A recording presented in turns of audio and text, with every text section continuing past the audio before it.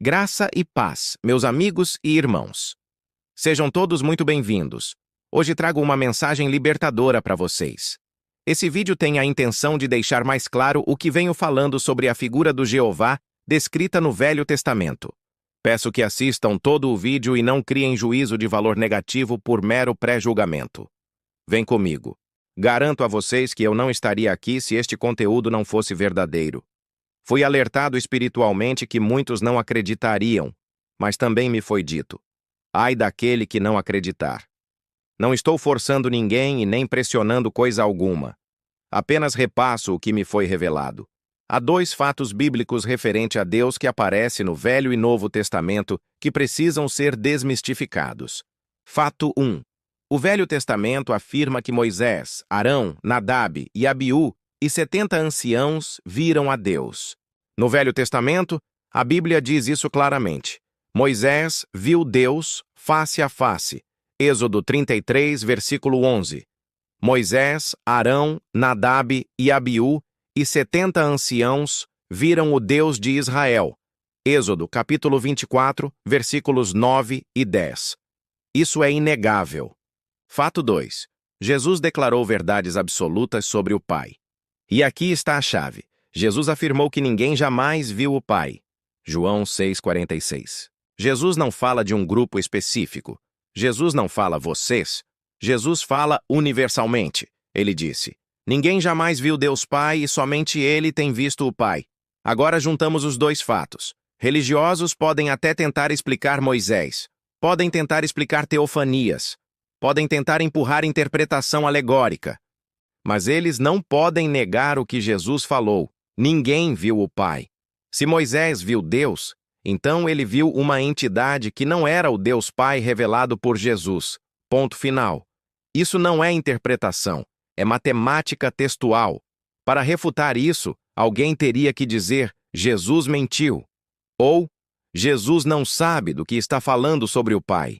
Ou, as declarações absolutas de Jesus não são absolutas.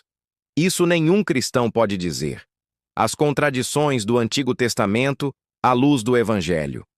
Quando lemos o Antigo Testamento com atenção, percebemos algo inevitável. Ele não é a revelação final de Deus. O texto está cheio de contradições, narrativas incoerentes, ordens incompatíveis com o caráter revelado por Jesus.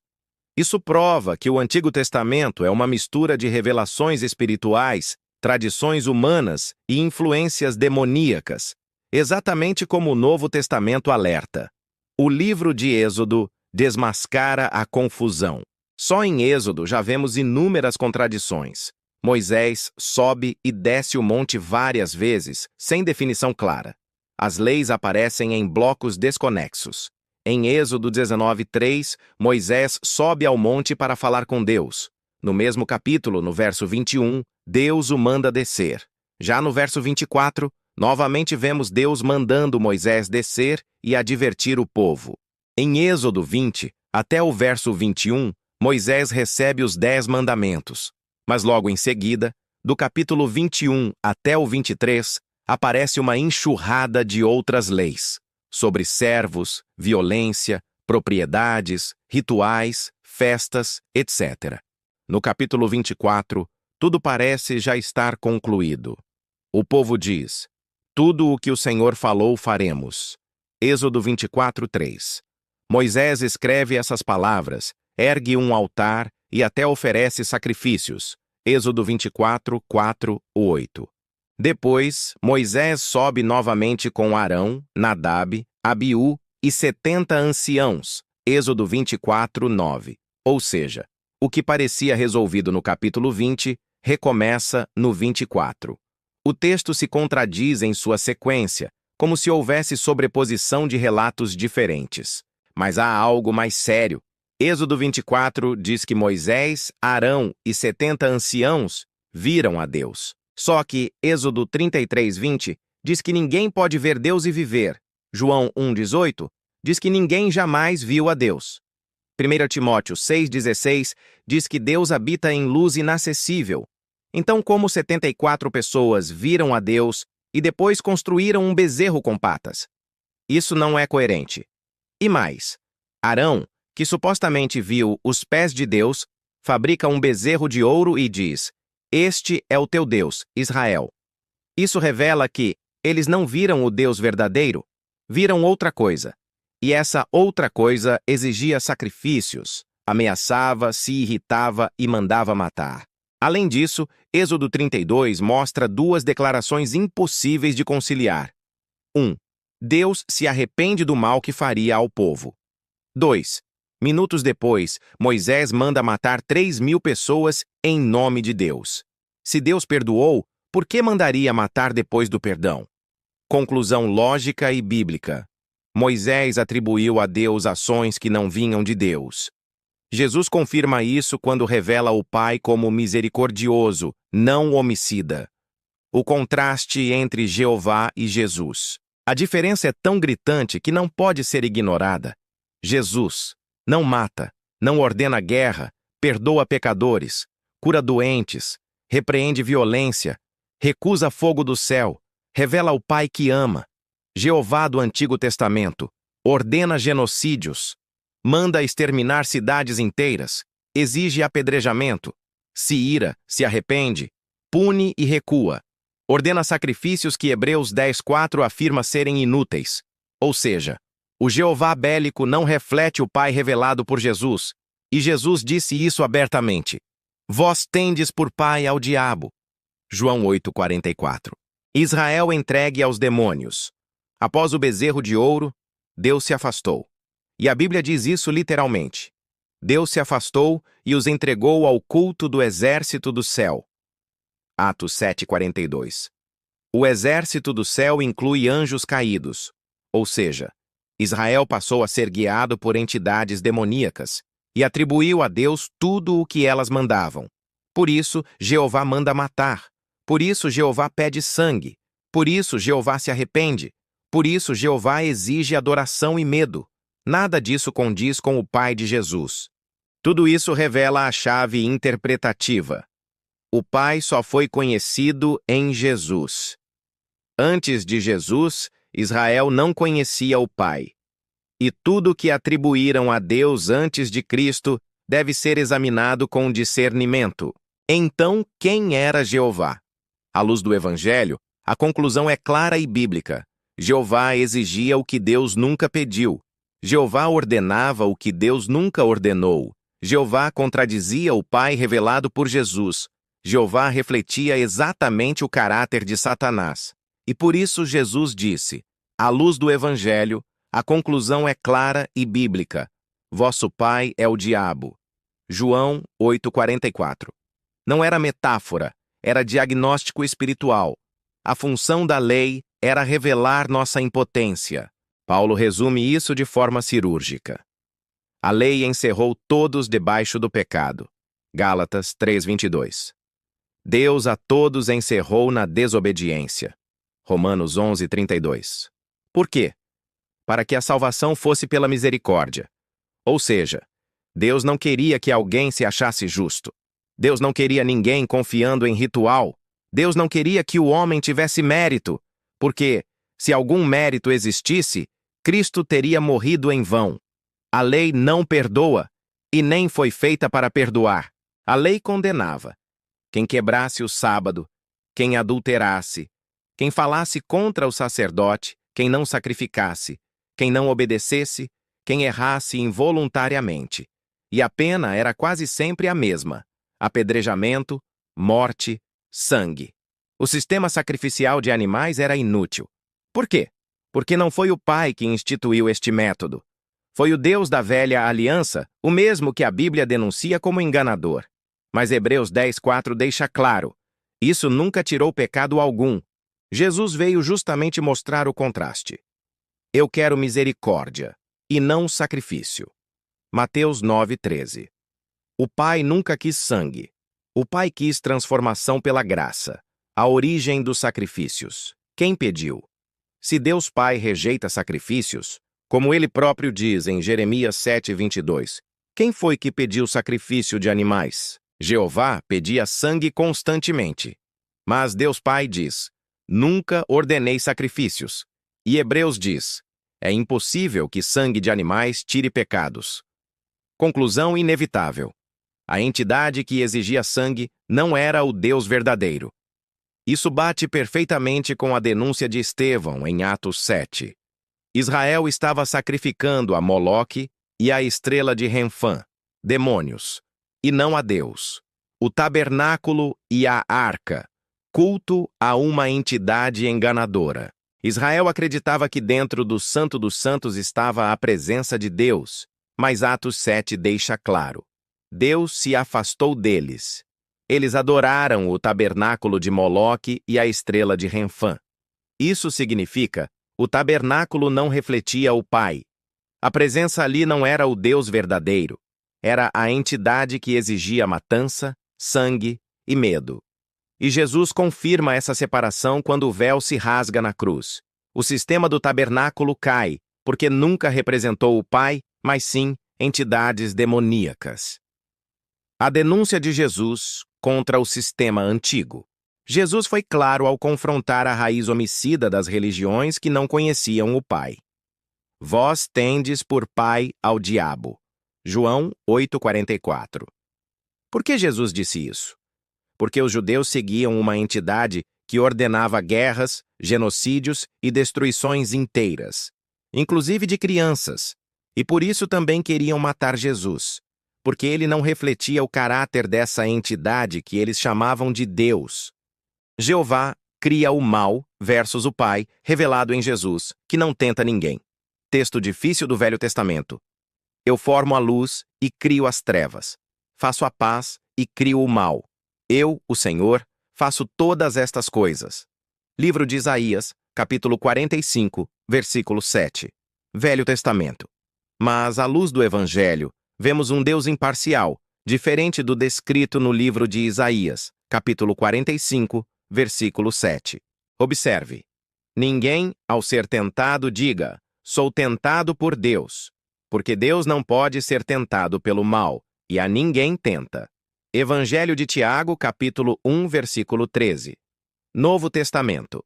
À luz do Evangelho, a declaração de Isaías, em linguagem de soberania no Velho Pacto, autoriza a atribuir tentação ou mandatos de maldade a Deus. Porém, no Novo Testamento informa que o Pai revelado por Jesus não é tentado pelo mal, e a ninguém tenta. Logo, fica fácil perceber que aquele que pediu o sacrifício de Isaque não foi Deus, mas sim Satanás, que ficou conhecido como Jeová ainda hoje.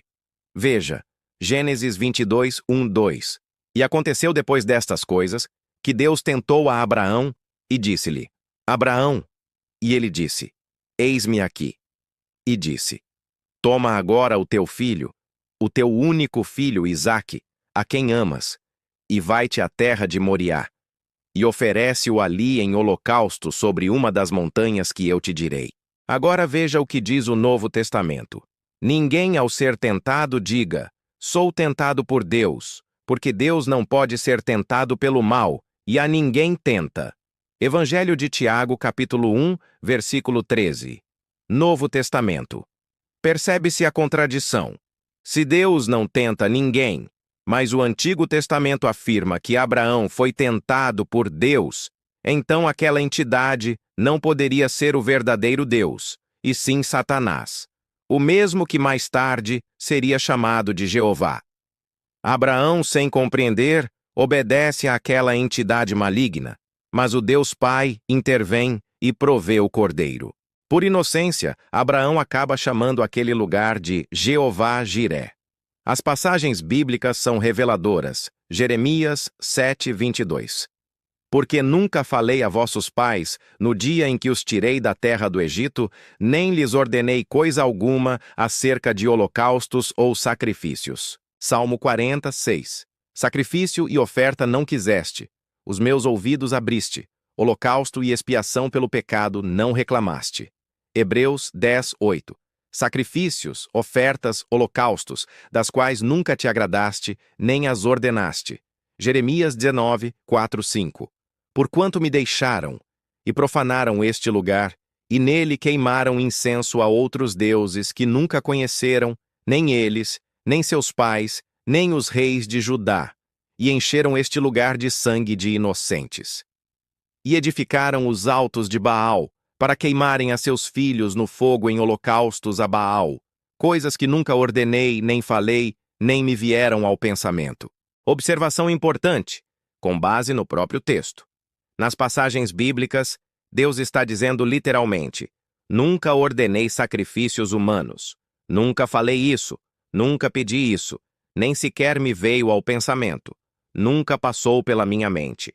Jeremias 19, 4, 5 é uma das declarações mais fortes da Bíblia contra sacrifícios, especialmente contra qualquer ideia de que Deus queria sangue ou morte humana.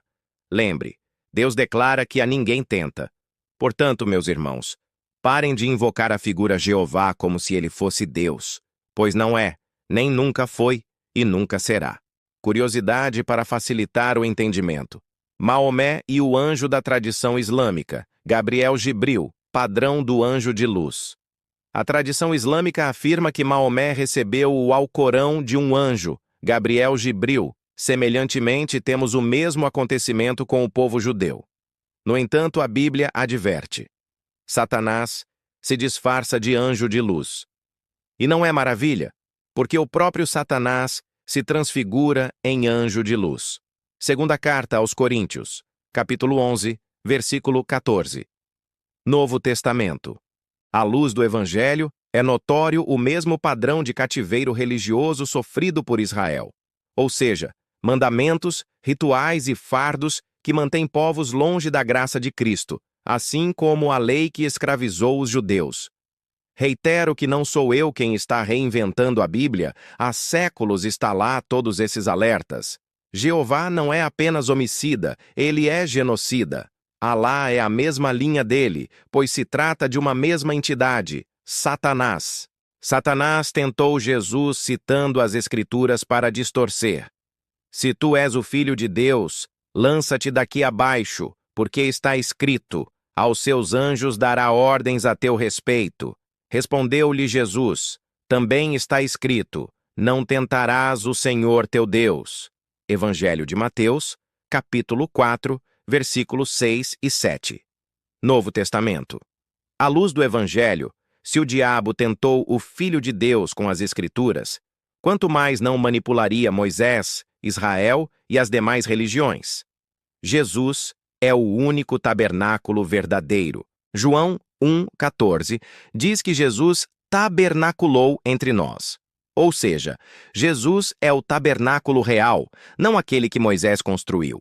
E Hebreus 10, versículo 20 diz que o véu verdadeiro é a sua carne, que foi rasgada por nós. Já o tabernáculo feito por Moisés também se rasgou de alto a baixo, e toda a ilusão do antigo sistema caiu. O rasgar do véu expôs a verdade. Não era Deus quem estava por trás daquele lugar. Jesus expõe o Deus que governava antes dele. Jesus chama Satanás de príncipe deste mundo. João 12:31. Príncipe deste mundo. João 14:30. Príncipe deste mundo. João 16:11. E Paulo acrescenta: o Deus deste século. Segunda carta aos Coríntios 4:4. Esse Deus do século, segundo o Novo Testamento, cegou o entendimento da humanidade. Quando analisamos as Escrituras com atenção, percebemos um padrão muito claro. A Bíblia mostra que depois de ser expulso do céu, Satanás passa a agir ativamente para desviar a humanidade do caminho que leva ao Pai. Isso não é uma opinião minha, é o que o próprio conjunto do texto bíblico revela. Em 1 Pedro 5:8, vemos que o diabo anda em derredor, rugindo como leão, buscando a quem possa tragar. Em Apocalipse 12:9, ele engana o mundo inteiro. Em 2 Coríntios 4:4, ele cega o entendimento das pessoas. E em Apocalipse 20, seu destino final é o lago de fogo, junto com aqueles que foram enganados por ele. Juntando essas passagens, a inferência é direta. Satanás sabe que seu fim está decretado e tenta arrastar o máximo possível com ele. A Bíblia não resume isso em uma única frase, mas o conjunto da revelação aponta nessa direção. O Antigo Testamento, e até outros livros religiosos, não detalham quando determinada ação é ou não é do adversário. Isso porque, sem Cristo como revelação final do Deus Pai, muitas vozes espirituais eram simplesmente atribuídas a Deus. Por isso encontramos tantas expressões como "o Senhor disse" ou "o Senhor ordenou". E ainda hoje isso acontece. Quando uma voz espiritual se apresenta como sendo Deus, poucos param para comparar seu caráter com aquele revelado por Jesus nos Evangelhos. Por isso há religiões no Oriente Médio e em diversas partes do mundo chamando de Deus entidades que não refletem o caráter do Pai revelado no Filho. Da mesma forma que ocorre em muitas leituras literais do Antigo Testamento. A chave é simples. Compare o comportamento atribuído a Deus com a pessoa de Jesus. Se não condiz, algo está incoerente. Jesus é a revelação final do Deus Pai, o Deus invisível. E quando analisamos as Escrituras por essa lente, várias passagens do Antigo Testamento nos conduzem a uma leitura diferente do que muitas tradições assumem. Pode parecer, à primeira vista, que Deus estaria alheio a tudo isso, mas a própria Bíblia mostra o contrário. Deus sempre esteve no controle. Veja o caso de Judas. Jesus sabia que ele roubava o que era colocado na bolsa, mas não o repreendeu. Por quê? Porque havia um plano maior em andamento, que precisava se cumprir. Do mesmo modo, quando observamos a história de Israel, percebemos que Deus permitiu certos eventos para cumprir a promessa feita a Abraão: abençoar todas as nações, não apenas Israel. Isso incluiu permitir que o povo enfrentasse situações que evidenciassem a necessidade de um Salvador. A lei mostrava o pecado, mas não podia salvar, e nenhum esforço humano conseguiria fazer o que só o Filho faria. O episódio do bezerro de ouro, por exemplo, se torna um marco.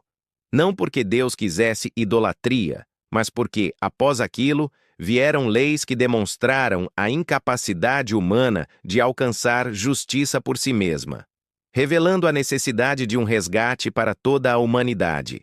E quando consideramos relatos como o do Evangelho de Judas, onde o arcanjo Miguel resgata Moisés das mãos do adversário, vemos mais um vestígio, mesmo fora do cânon, de um conflito espiritual em andamento, indicando que Moisés não participou do pecado do bezerro e que havia muito mais acontecendo do que apenas eventos humanos.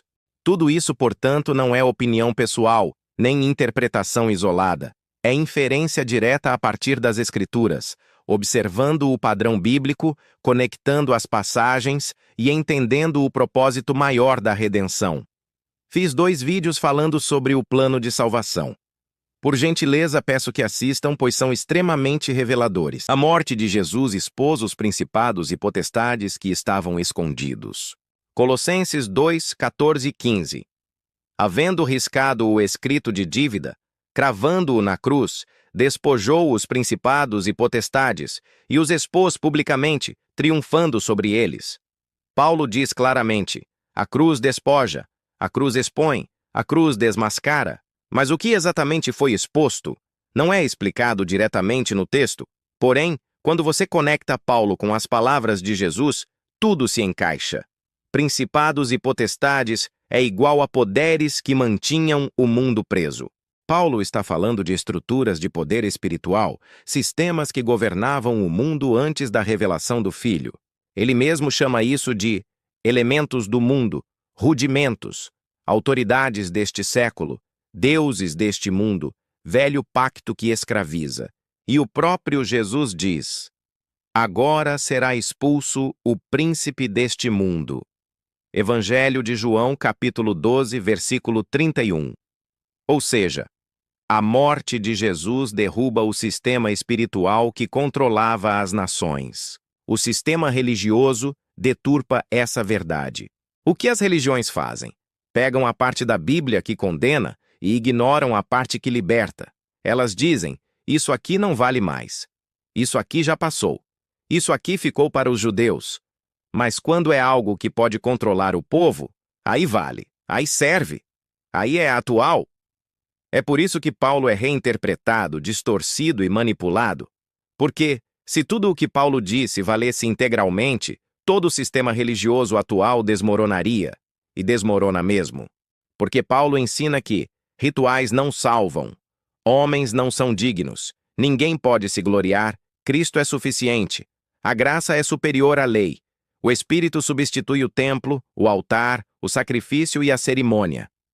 Se isso fosse ensinado como está escrito, não haveria mais controle. Então eles recortam a Bíblia, distorcem o contexto, escondem o que Paulo realmente disse e escolhem só o que é útil para o poder institucional. O mesmo véu de Moisés ainda está sobre o coração deles. Paulo explica algo extremamente sério em 2 Coríntios 3. Mas o entendimento deles se embotou, pois até hoje o mesmo véu permanece quando Moisés é lido, e só é tirado em Cristo. Ele está dizendo que existe um véu, uma cobertura espiritual e mental, que impede as pessoas de enxergarem quem Deus realmente é. Esse véu não está nos olhos. Esse véu não está no texto. Esse véu está no coração. E por que no coração? Porque o coração guarda a imagem que a pessoa tem de Deus. O que é o véu de Moisés? O véu é a leitura de Deus baseada no sistema antigo. Um Deus que condena, um Deus que julga pelo medo. Quando alguém se relaciona com Deus dessa forma, está lendo o Antigo Testamento com o véu de Moisés. Vê as palavras, mas não enxerga o Pai. Conhece a letra, mas não conhece Cristo. A pessoa lê, mas não entende. Por isso Paulo afirma, só em Cristo o véu é removido. Por que o véu ainda está no coração deles? Porque não se converteram ao Senhor, não ao Cristo religioso, não ao Cristo institucional, não ao Cristo formatado pela tradição, mas ao Cristo real, o Cristo que revela o Pai. Paulo deixa claro. Quando alguém se converte ao Senhor, o véu é tirado. Ou seja, não é o estudo que tira o véu, não é o esforço humano que tira o véu, não é a religião que tira o véu, não é a moralidade que tira o véu, é Cristo, somente Cristo.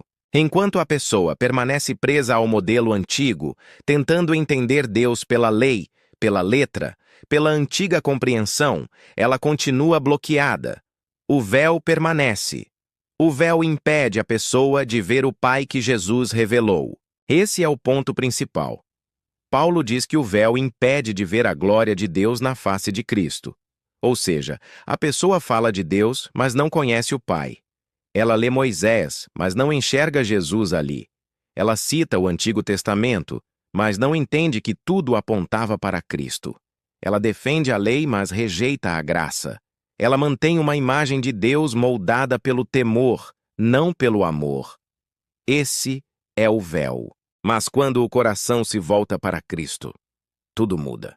A pessoa finalmente vê que o Pai sempre foi amor, que Deus nunca foi como a religião pintou, que o Pai não é uma extensão da lei, que a imagem real de Deus é Jesus, que a graça não é complemento, é a verdade final, que Cristo revela o Pai sem véu, sem sombras, sem ruído. Por isso, Paulo termina o argumento dizendo: "E todos nós, com o rosto descoberto, contemplando a glória do Senhor." Sem véu, sem medo, sem distorção, sem o peso do sistema antigo, apenas Cristo e o Pai revelado nele, a ilusão do sentimento religioso. Muita gente afirma sentir a presença de Deus em cultos, templos, vigílias, retiros e rituais. Mas o que a Bíblia revela é chocante. Sensação não é confirmação. O Antigo Testamento mostra que anjos, inclusive caídos, podiam se manifestar, falar com homens, dar ordens, transmitir sensações espirituais, assumir aparência de luz. Paulo declara: Satanás se transforma em anjo de luz. Segunda carta aos Coríntios, capítulo 11, versículo 14. Ou seja, sentir algo espiritual não significa que vem de Deus. Israel sentiu coisas intensas no Sinai. Trovões, fogo, fumaça, tremor, e mesmo assim fez um bezerro minutos depois. Logo, o impacto espiritual não garante origem divina. Muita gente hoje sente algo em rituais que Cristo nunca ordenou e pensam que é Deus. Mas Paulo alertou: se alguém pregar outro evangelho, ainda que seja um anjo, seja amaldiçoado. Gálatas capítulo 1, versículo 8. Isso deveria fazer o mundo religioso tremer. O perigo do Deus que eles criaram. O problema é simples. As pessoas acreditam no Deus que lhes foi apresentado pelas religiões, não no Pai revelado por Jesus. Elas seguem o Deus que exige rituais, o Deus que condena sem misericórdia, o Deus que vive irado, o Deus que muda de humor, o Deus que aceita sacrifícios humanos no Antigo Testamento, o Deus que manda apedrejar, o Deus que ordena matar cidades inteiras. Mas esse Deus não é o Pai. Jesus é a imagem exata do Pai.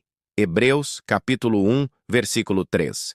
E Jesus nunca matou alguém, mandou matar, incentivou guerra, ordenou apedrejamento, exigiu rituais de sangue. Então, o que Israel seguia no Antigo Testamento? Certamente não era o Pai. A religião não suporta a verdade do Evangelho.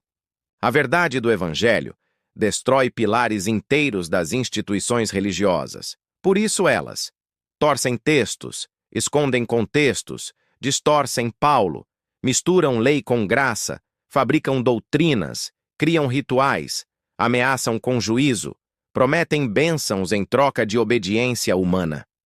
Tudo isso para manter o controle psicológico. Porque se o povo entendesse a verdade, ninguém precisaria mais de intermediários.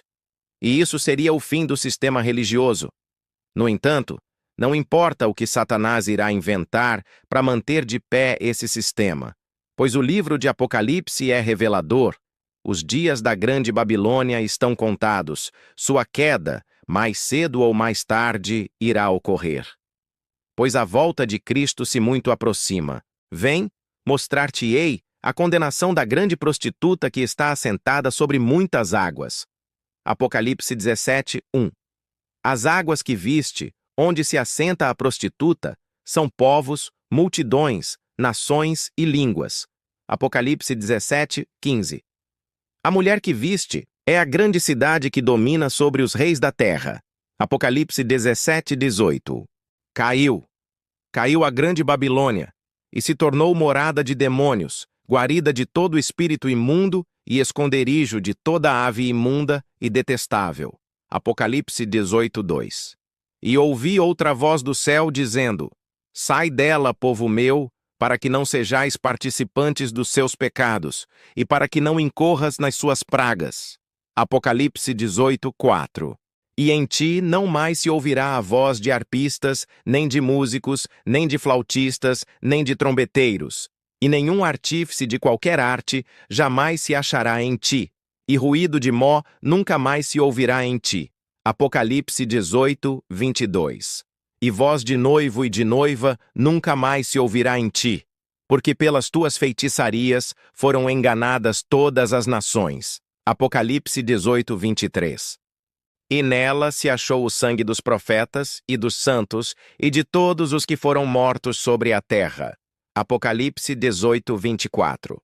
Maldição da lei. A prisão invisível. O pior é que muitos cristãos vivem hoje exatamente como Israel vivia antes de Cristo, tentando agradar a Deus por obras, buscando dignidade própria, achando que rituais purificam, acreditando que comportamentos salvam, confiando em cerimônias para estar em comunhão. Mas Paulo explica: Deus encerrou todos na desobediência. Romanos 11:32. Isso significa: ninguém consegue ser digno, ninguém consegue cumprir a lei, ninguém consegue alcançar mérito. A função da lei era justamente essa: mostrar que somos incapazes, para que dependêssemos da misericórdia. Mas o sistema religioso transformou isso em arma. Ensina que você precisa provar dignidade, se santificar e se tornar apto pelo esforço humano. Isso é uma mentira absoluta. A salvação do ladrão anula toda a teologia religiosa. A prova definitiva de que rituais não salvam está na cruz. O ladrão não participou de ceia, não foi batizado, não guardou sábado, não fez sacrifício, não devolveu dízimo, não fez jejum, não repetiu oração, não cumpriu mérito algum. Ele apenas fez uma coisa: reconheceu Jesus E Jesus respondeu: Hoje estarás comigo no paraíso. Isso destrói décadas de doutrinas humanas. O ladrão foi salvo sem religião, sem ritual, sem templo, sem cerimônia. Ele foi salvo porque a salvação é, pela fé, pela graça, pela misericórdia, pela obra de Cristo, não pela nossa. Conclusão honesta e bíblica. A verdade é dura, mas libertadora. Religiosidade não salva. Ritual não salva. Mérito não salva. Dignidade humana não existe. Ninguém pode se apresentar diante de Deus por obras. Ninguém pode reproduzir o que Cristo fez. Ninguém pode se tornar puro por esforço próprio. Se o homem fosse digno, Cristo não teria precisado morrer. E foi por isso que Deus encerrou todos na desobediência, para que ninguém se exaltasse e para que a salvação fosse inteiramente pela sua misericórdia. Se essa palavra abriu o teu entendimento para o Evangelho da Graça, curte esse vídeo, se inscreve no canal e compartilha, porque outras pessoas também precisam conhecer a verdade que liberta. Que Deus ilumine o teu lar, te dê paz e te conduza sempre na luz do Evangelho.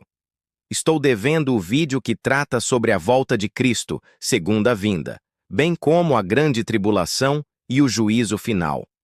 Garanto que vocês irão gostar. Forte abraço e fiquem com Deus.